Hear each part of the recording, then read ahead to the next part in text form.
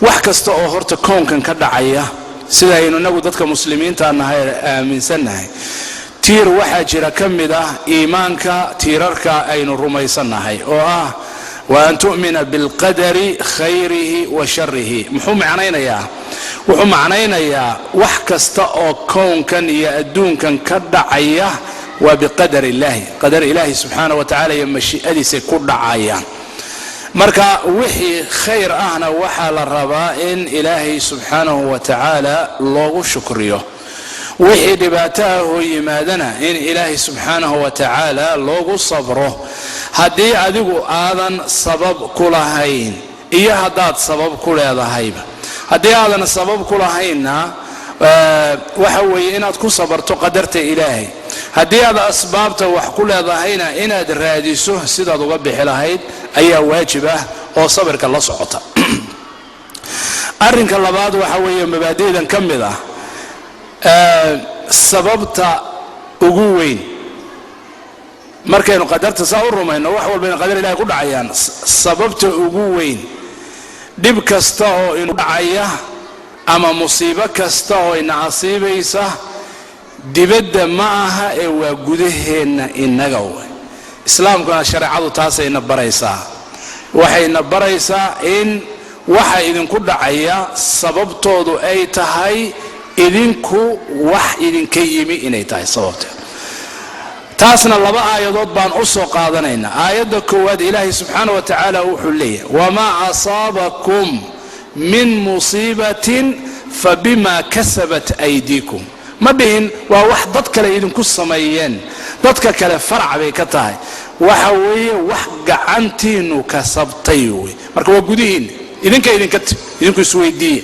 dhibaato ma idinku dhacday ma abaara idinku dhacday idinku iswarsada ma colaad baa idinku dhacday iyo dil idinku iswarsada ma dalla'aan baa idinku dhacday dhul la'aan idinku isweydiiye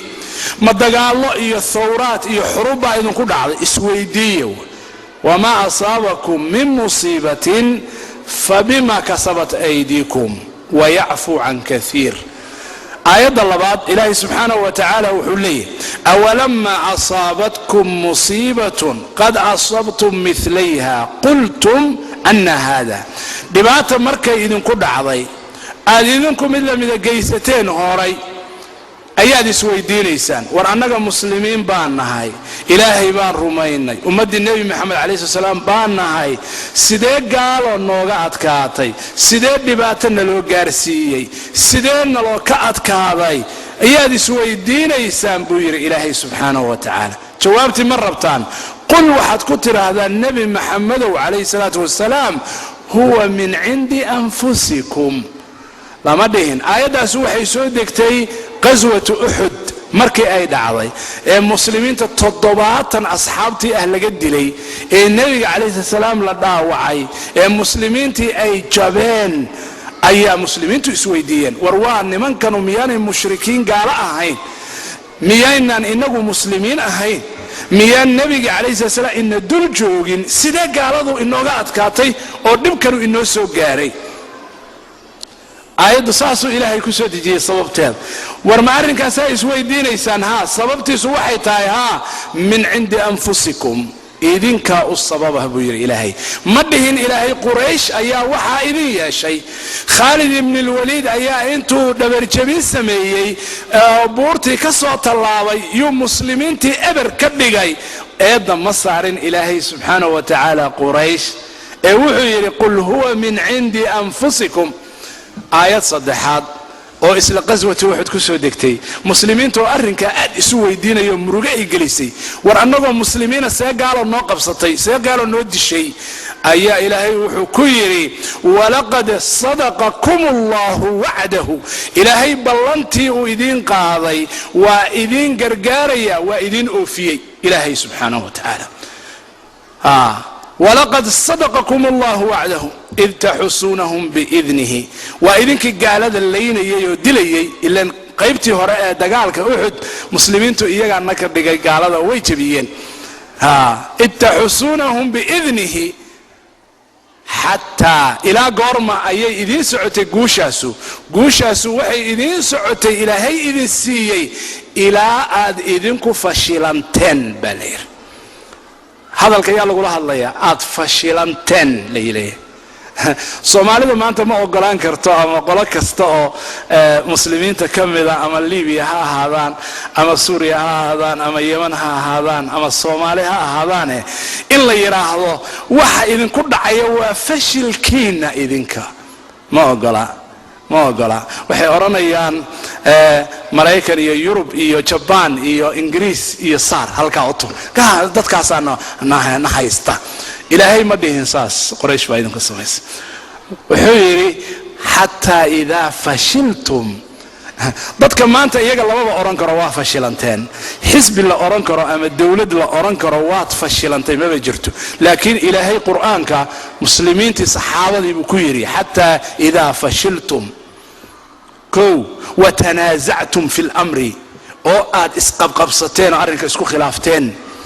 tanaza'tum fil amri وعصيتم من بعد ما أراكم ما تحبون أو أد عاصدين إلهي الرسول كيسا أمر كودي أجبسين منكم من يريد الدنيا وحيد كجر قار الدنيا الدونية ومنكم من يريد الآخرة قار كلو إذن كم بدنا آخر الربان ثم صرف الله عنكم ليبتليكم كذب إلهي سبحانه وتعالى إذنكو انت سميي إلهي قال لي إذنك جبيي مركا وحوال بوكون كان كدعايا هرت قدر إلهي يكون عيان وح إلهي مشي أديسي حكمة ديسي كبحسن مجرد وحوال بانا حكمة بيكون عيان لبو وحوال بانو قد عيا أما مصيبة دعيسة ومن الداخل أولا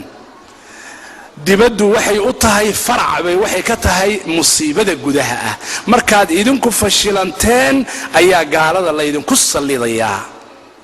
gaalada lama soo saliido dhulkaaga qabsata oo ku disha oo ku kala qaybisa oo ku kala gadata oo batroolkaaga iyo biyahaaga daldalata oo dhulkaaga u tashata lama keeno arrinkooda ilaa idinku aad horta fashilantaan oo isqabqabsataan oo iskhilaaftaan saas ilaahay taasuna waa qodob labaad waa in mas'alada fahamna asal way si wax loo fahmo saddexaad si looga baxo arinta dhacday dhibaatada dhacda ama musiibada dhacda si looga baxo inta aan laga bixin waa in horta dhibaatadii dhacday laga toobad keenayo banaanka laga noqdo laga taxallula bil macna مثلا qof muslima dishay xoolihiisana waa dhacday gafweyn baa ka dhacay inta aadan dhihin anigu nin fiican baan ahay oo masaajidkan gali oo waan toobad keenay waxa la rabaa dulmigii hore inaad meel saarto shardi weey xoolihiisii anoo haysta yaan masaajidka galaya laga aqbalay ma dhiigiisii anoo wali qaba oo aan meel saarin nin fiican baan ahay cimaamad baan huwanaya masaajidkan gala laga aqbali maayo meel saar toobadna keen toobadda waxa u shardiya kow ilaahay inaad u toobad keento oo ka nadaamoto ka qoomamayso waxaad samaysay xaq bani aadam hadday tahay khaasatan xaq muslimna waa inaad celisaa oo cafis ka dalbataa taasuna waa qodob asaasi marka wax ma saxmaan ilaa wixii hore la saxo waxa ma saxmaya taasuna waa shardi waa inaynu fahamnaa oo taas waxay noo faa'iideynaysaa muslimiinta hadda goobaya dhulkooda inay wax wanaagsan iyo nolol wanaagsan ay noqoto dulmigii hore iyagoon saxin bay rabaan nolol wanaagsan inay helaan oo dawladnimo helaan oo nidaam helaan oo amni helaan nabadgelyo helaan wixii dhacay wali meel lama saarin faylkeediina lama xirin ma suurtoobi karto asaaska waa in la fahmaa liyahlika man halaka can bayina ويحيى من حي عن بينه ليحق الحق ويبطل الباطل إلهي باطل حق نسرع قال الموكلة أرنكاس أفراد وحوية وحكستو خلافه مسلمين تكدح دعاه اسدل هالنقطة خلاف كله هالنقطة سقاقبسي هالنقطة وإن لو عليو كتابك يا سنة فإن تنازعتم في شيء وحداد اسكو قبطان حكم iyo dhul iyo xoolo iyo waxay noqotaba waa inaad u celisaan bulay ilaahay subhanahu wa ta'ala kitaabka iyo sunnada rasuulka wixii dhaca وإن طائفتان من المؤمنين اقتتلوا فأصلحوا بينهما فإن بغت إحداهما على الأخرى فقاتلوا التي تبغي مجر قف مركا مسلم أو كسرية kitaabka iyo sunnada qof walba inuu qoorta u soo dhiibto kitaabka iyo sunnada hadii la doonayo way dadka muslimiinta ay ee dal degan ama dhul degan ee dhibaato haysata inay ka baxaan haday doonayaan ama ay heshiiyaan oo dhibaatadoodu ay dhamaato waa inay u qoor dhiibtaan kitaabka iyo sunnada waa in laga helo inay u qoor dhiibtaan arrimahaas horta waa arrimo asaas ah oo yaani loo baahan yahay marka hore inaynu wax ku fahamno walaalayaal waxaan u gudbayaa dhibaatooyin baa hadda caalamka islaamiga ka dhacaya bal intaana Soomaaliya u iman maxaa u sababa dhibaatooyinka dhacaya awalan ilaahay subhanahu wa ta'ala wuxuu aad uga digay fitanta iyo kala taga quraanka iyo sunnada aad buu ilaahay uga digay atafarruq wal fitan bayna al muslimin aad buu ilaahay uga digay quraankana ilaahay waa ku digay wala takunu إلهي وحليها النقننا كالذين تفرقوا واختلفوا من بعد ما جاءهم البينات وأولئك لهم عذاب عظيم هالنقننا كوي مركي إلهي كتابك سيو دين تسيي اسخلافي وكالتقي نبينا عليه الصلاة والسلام وحيري لا ترجعوا بعدي كفارا يضرب بعضكم رقاب بعض ورأنيك قداشي هكون نقننا قال نمو قارك كلا الله وقارك كلا الدلو arrinka labaad ilaahay subhanahu wa ta'ala wuxuu nooga digay khatarta arrintan ay leedahay ummadihii hore waxay dhibaato u keentay wuxuu leeyahay ilaahay subhanahu wa ta'ala afalam yasiru fil ardi war dadkaanu dhigan quraanka dhageysanaya miyaanay adduunka marin miyaanay dhulka eegin dawlada wixii jiri jiray ummada wixii jiri jiray qowmam wixii jiri jiray ee baaba'ay afalam yasiru fil ardi fatakuna lahum qulubun ya'qiluna biha aw adhanun yasma'una biha mawanay dhulka marino fahmin adduunka taariikhdu say tahay xurub ahliya yani civil war adduunka meel badan uu ka dhacay ummada iskhilaafay oo baaba'ay baa jira وإلهي هلاقي وما يعني